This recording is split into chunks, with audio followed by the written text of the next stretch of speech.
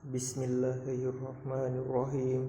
Assalamualaikum warahmatullahi wabarakatuh. Segala puji bagi Allah Subhanahu wa Ta'ala yang telah melimpahkan banyak nikmat dan karunia-Nya kepada kita semua, mulai dari nikmat sehat, nikmat lapang sehingga nikmat yang tiada tara nilainya, yakni berupa nilai iman dan Islam. Semoga kita senantiasa diberi hidayah oleh Allah Subhanahu wa Ta'ala sehingga kita bisa mensyukuri semua nikmat yang Allah berikan kepada kita.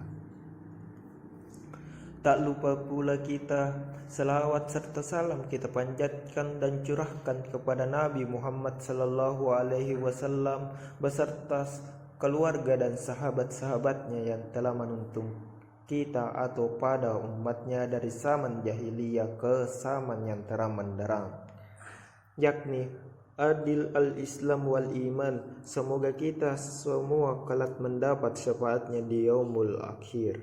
Amin ya rabbal alamin.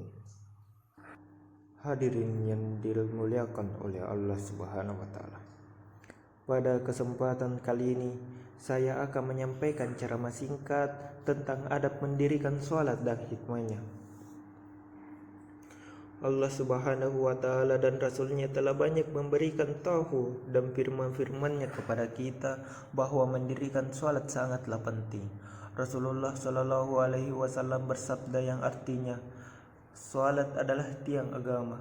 Sabda yang paling sederhana tetapi maknanya sangat besar. Dalam agama Islam, salat diibaratkan sebagai tiang sebuah bangunan. Jika kita tidak melaksanakan salat, diibaratkan tiang itu rubuh dan atau roboh, sehingga bangunan itu juga ikut roboh karena tidak ada lagi penyangganya. Rasulullah Shallallahu alaihi wasallam bersabda yang diriwayatkan oleh Imam Bukhari yang artinya, seandainya mereka tahu pahala sholat subuh dan asar, niscaya mereka akan mendatanginya meskipun dengan merangkak.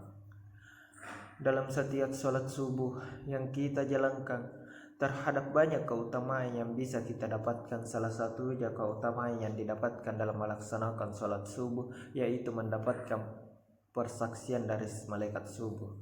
Begitu juga dengan sholat wajib yang lainnya. Allah selalu menawarkan pahala yang banyak pada hamba-hambanya yang beriman. Hadirin yang dirahmati Allah Subhanahu wa Ta'ala, dalam pelaksanaannya, sholat tidak hanya menjadi sekadar kewajiban yang harus dikerjakan. Lebih dari itu, sholat merupakan salah satu bukti seorang beriman terhadap Allah Subhanahu wa Ta'ala.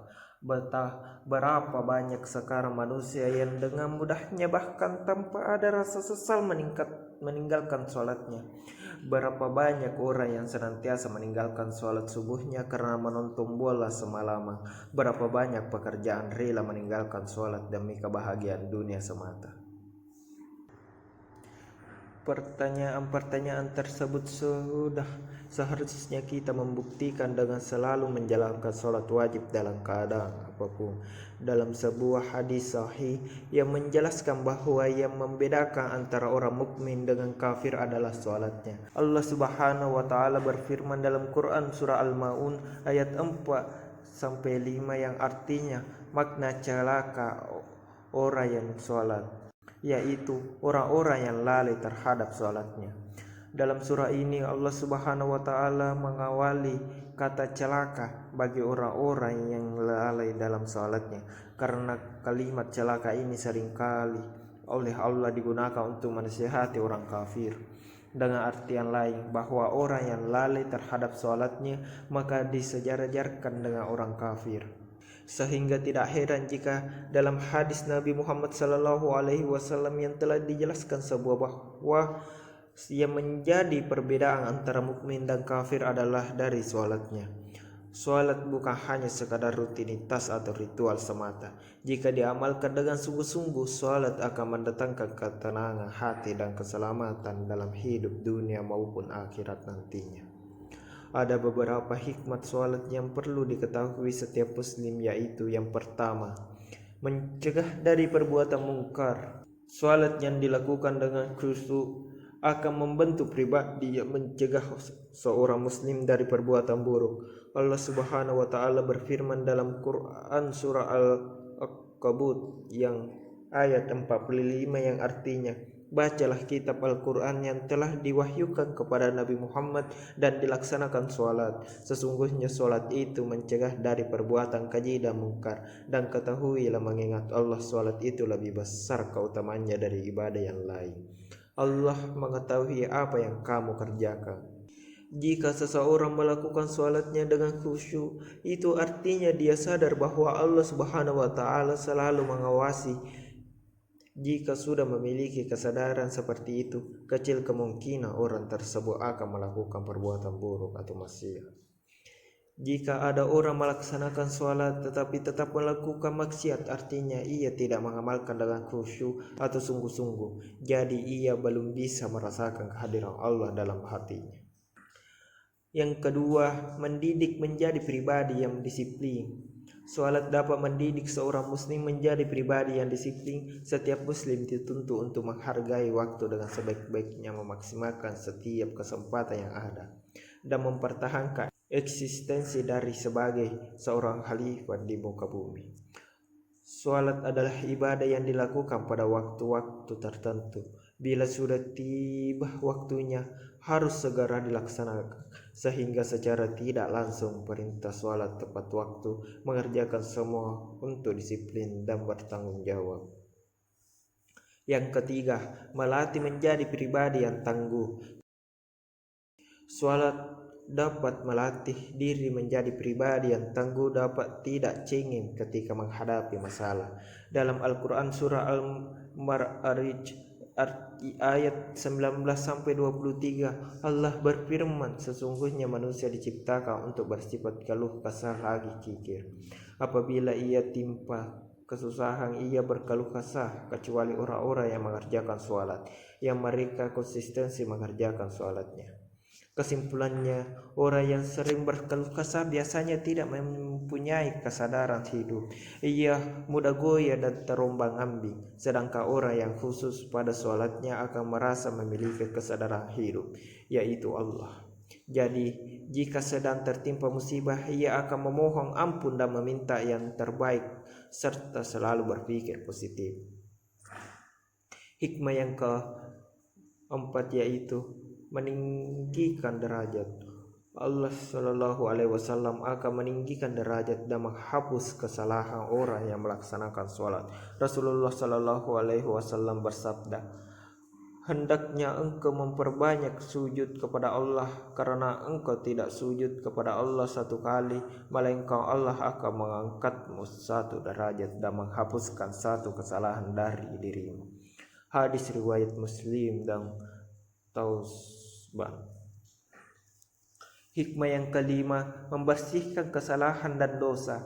Dengan sholat, Allah akan mengampuni dosa-dosa yang ada di antara satu sholat dan sholat berikutnya. Sholat juga dapat membersihkan diri dari kesalahan dan dosa yang dilakukan secara sengaja atau tidak. Orang yang sholat dengan khusyuk akan selalu berusaha untuk menjaga lahir dan batinnya selalu bersih. Untuk kebersihan batin mencakup soal kebersihan rumah, badan sehingga pakaian. Sedangkan kebersihan batin ia akan selalu menjadi diri dari perbuatan maksiat, tidak akan terlintas dalam pikiran untuk berbuat jahat dan menodai kesuciannya. Hikmah yang keenam, meraih pertolongan Allah.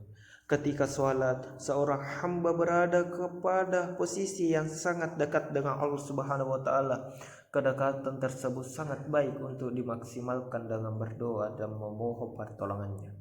Para sahabat Rasulullah Sallallahu Alaihi Wasallam tak akan berkeluh kesah atau berputus asa jika sedang menghadapi kesulitan.